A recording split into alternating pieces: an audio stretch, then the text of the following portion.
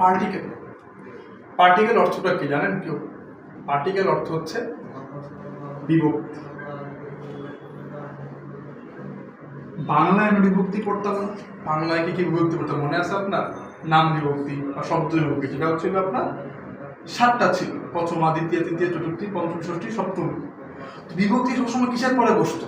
আপনার মনে আছে? আপনাদের মনে আছে তখন 6-7 আমরা পড়ছিলাম এটা? বিভক্তি সবসময় নামের পর বসত, মানে কোনো সাবজেক্ট বা অবজেক্টের পর,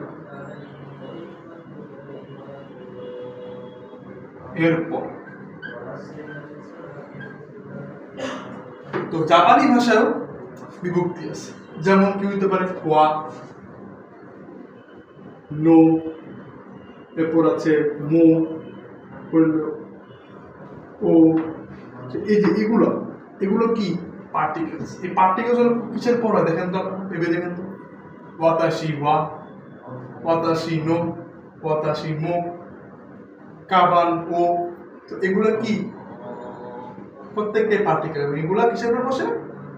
যা কোনো নাম বা কোনো অবজেক্টের পর বসে, বা নাউনের পরে বসে মূলত বলতে গেলে। তো যা আমরা মূলত বুঝতে পারছি বিভক্তিটা আসলে কি, বিভক্তি কখন হয়, এটা বোঝানোর জন্য আজকের ক্লাসটা। আশা করি ভালো লেগেছে।